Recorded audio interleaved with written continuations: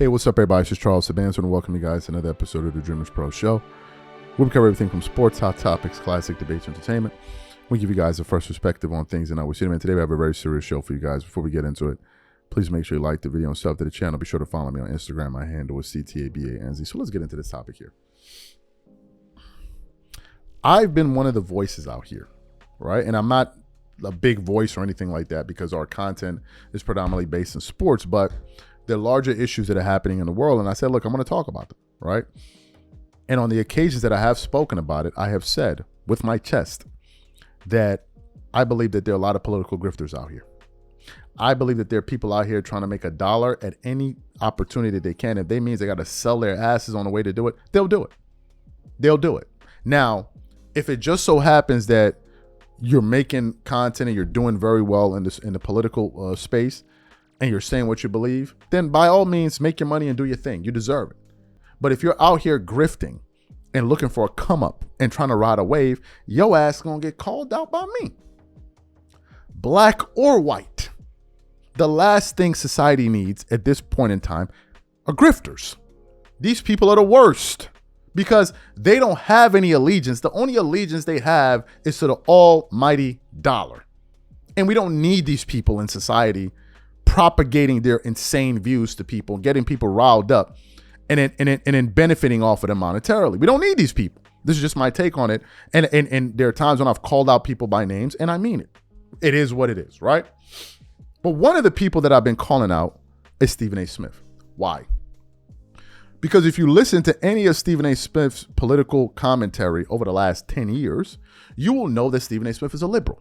The only conservative thing one could say, oh, that's a concern, is that he's a capitalist. But there are a lot of liberals that like to make a lot of money. So I wouldn't chalk that up as being a capitalist or I want to make my money. No. There are a lot of liberals that make a lot of money, that want to make money, right? But predominantly, if you listen to this guy talk, he has a lot of liberal views. When he goes on ESPN, he's talking about the black man is going through this, the black man is going through that, that's always been Stephen A. Smith. So when he decided that he was going to jump into the political arena, a lot of us were gobsmacked when we were hearing some of the things that he was saying. Because for a guy that voted for Kamala Harris, which he did, he spent the entire year trashing Kamala, trashing the Democrats. We're like, what's going on here? You voted for the Democrats.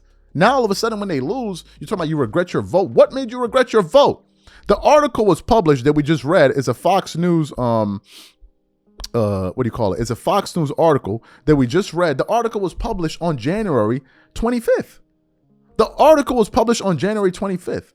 The election, I believe, was the end of 2024. So in a span of 2 months, all of a sudden you feel like a fool for voting for Kamala? What do you mean you feel like a fool? Here it is. ESPN Stephen A. Smith says he feels like a fool for voting for Kamala Harris. I want to read his comments. Kamala Harris didn't resonate during the primaries in 2020. Couldn't even get Iowa. Suddenly is a Democratic nominee. Then you roll up in the convention in Chicago and everybody's like, she's a rock star. So it's like, how did that happen? Smith said. He then continues on. Yes, I voted for her and a lot of people voted for her. But in the end, we end up feeling like damn fools because we supported it. We fell for the okie doke, as they say. If you had a primary, the likelihood is she would not have been the Democratic nominee. So why'd you vote for her? You figured out that you regret your vote because she lost, or you regret your vote because she wasn't qualified. So you had that going on. The grift was going on all year long. A lot of creators were making millions and millions and millions of dollars. Some of them making millions of dollars a month. And the train was choo-chooing. And they were laughing their way to the bank every single month, week, however many times they go withdraw funds.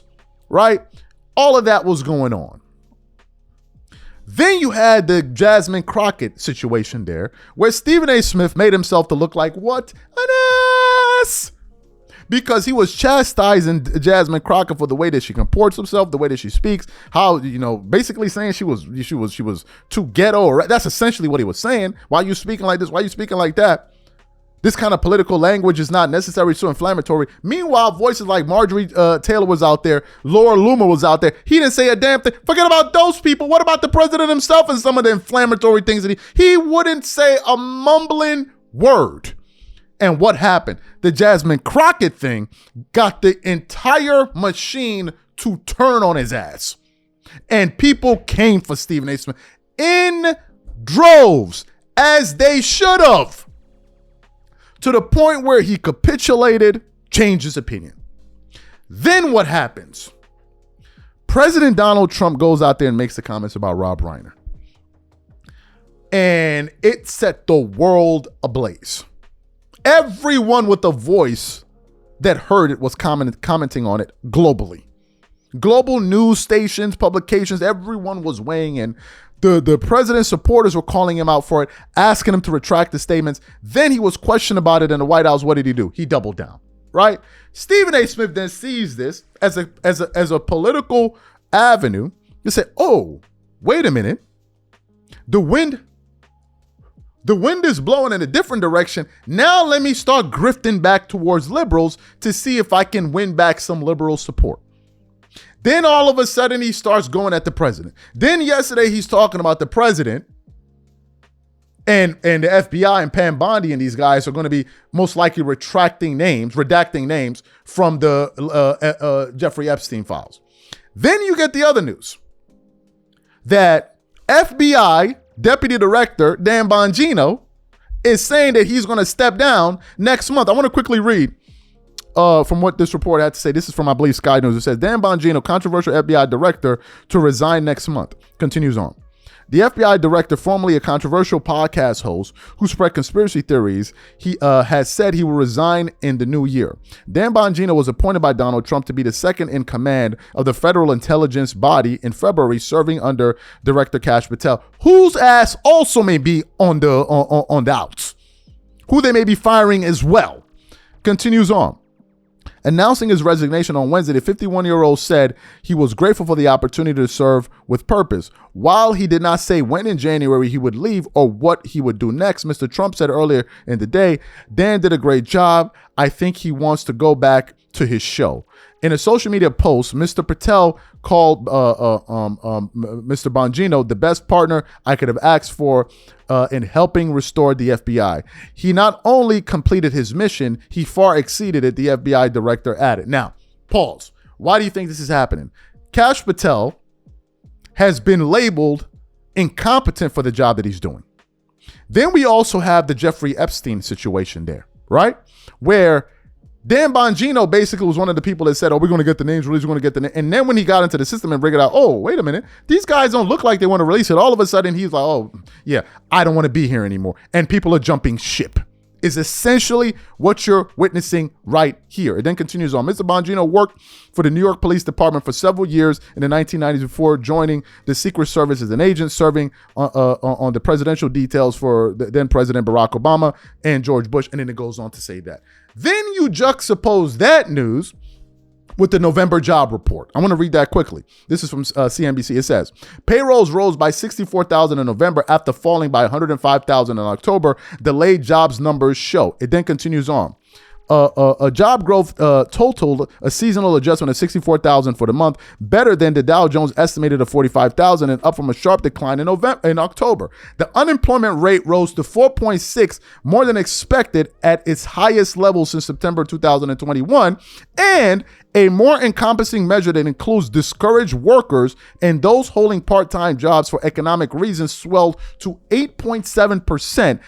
Its peak going back to August 2021. In addition to the November report, the BLS released an abbreviated October count that showed payrolls down 105,000. While there was no official estimate, Wall Street economists were largely expecting a decline following a surprise increase of 108,000 in September. So the net gain was 45,000 in the last 2 months. You're looking at the job report. You're looking at the president's approval rating. Stephen A. Smith is 100% cognizant of all of these various factors and is saying to himself, yeah, I think the grift it's time to whip out that grift again. But here's why it's not going to work. As somebody that has spent all of 2025 studying this field like a student, I'm talking about moi. I studied this thing before I decided to start talking politics. And what I discovered is this. Playing defense ain't gonna work. People are not interested in that. They're not. There are two dominant parties in the United States. What are those parties? The Democratic Party and the Republican Party, right? These are the ones that are always going to win. Presidents are always going to come from these specific parties, right? So if you're a guy or girl in the middle talking about, well, I'm above the fray, I'm above it all, I agree with them, that's not going to work. People want to know where you stand on the hard issues. This flip-flopping and dipping your toe over there, oh, that's too warm, oh, let me dip it, oh, it's too cold, that's not going to work. It's not going to work. What you're going to need to do is take a firm position and stand by it and be willing to deal with all of the arrows that are going to be flying in your direction. That's how it's going to work. So this thing of grifting, what ends up happening is you triangulate yourself into a position of just total irrelevance where people say, this guy, you can't take him seriously. And that's what's happening. Because now when you go to his channel, you see some of the commentary of him pushing at Trump. After you spent the last 11 months building that audience, a conservative audience, they're calling him woke. They're Stephen A. Smith for this and doing that. And then the liberals are now jumping on, good job, Stephen A. Smith. And some of them are falling for it. Don't fall for it. What did I tell you guys 2 months ago? I said this. I said, if it turns out that it looks like the Democrats are going to blow out the Republicans in the midterms, you're already seeing Democrats win with some shocking wins in some special elections. You saw Zoran, where the entire machine was working against him. They try to say this guy's a terrorist. They try to say he's this, he's that. And New Yorkers still voted for him with over 50% of the vote. They still voted for him. You see all of these things happening. And I said, what? I said, if you begin to see the sentiment tilt towards the Democrats, Stephen A. Smith going to tilt over there and say, well, you know what? I've been an independent, but it ain't going to work. You can't spend an entire calendar year trashing the Democrats, but then call yourself an independent. It doesn't work like that. An independent doesn't spend the majority of their time attacking one side. That's not an independent. It's almost like if you're parents and you have two kids, but you're always chastising one of them. No, you're biased. Sorry to break it to you. You're biased. You're biased. And people are beginning to point out the grift. And that's exactly what is happening here. And shout out to Too Raw for TV because he pointed this out, which inspired me to talk about this. But it's the truth. It's the truth. You're looking at the approval numbers. Now, obviously, we just got some good news, and I want to give some credit to the president. Inflation actually went down a little bit more than it was anticipated. So you want to give him credit for that. But overall, the sentiment is shifting. It's shifting. And the Republicans are figuring this out. That's why a lot of them are trying to divorce themselves from the president and his ideology. Why? Because after 2028, they're still going to be here. The president can't run again after 2028. So you being loyal to him is not going to serve you in the future. Number one. Number two, if you look at how things are trending headed into the midterms, it's going to be a bloodbath. And you better pray the Democrats don't get a majority in the House. And it's going to be a wrap, because then what will happen is then they will try to start repealing some of the laws that the president put in place. If they have a majority, they can do that. They can do that. So this is serious business. This is very serious business. And Stephen A. Smith is looking at what direction is the wind blowing so I can set my sail. And I'm saying we calling out all the grifters. Stay your asses over there. Make all the money that you're going to make. And there are a lot of them. And I don't care who feel a kind of way about what I'm saying. I'm giving y'all my truth. And I want to give a big shout out. A big shout out to my pops. Because prior going into this talk about politics, I had a lot of reservations about it. And the number one reservation I had, which was I didn't feel like I was any good. To be 100% sincere with you, I didn't feel I was any good. I didn't feel like I was informed enough. So my dad he asked me all the time, how's your political show going? How's your political show going? I'm like, yeah, but Dad, I don't know, man. I don't feel like I don't know enough. And he would always tell me, just be yourself and say what you believe. Just be yourself and say what you believe. So, Dad, I got to give you the props. I got to give you a props in front of all of these people. Because you gave me the confidence to just go out there and give it a shot. Now, obviously, some people are not going to like it, which is fine. But at least you know where I stand. And I think people will respect that. You may not like what I'm saying, But you're not going to be under any illusion that I don't know where Charles stands on issues. And I'm fine with that. It's better you know where I stand than to be wondering, where does this guy really stand on issues? And unfortunately, this is where this guy finds himself in. And for what? I don't know. You're getting paid all this damn money. Just say what you believe, bro. What's going to happen? Nothing. These are my thoughts. Whatever you guys think, please leave your thoughts and comments in the comment section. And we'll catch you guys on the next show. I'm out. Peace.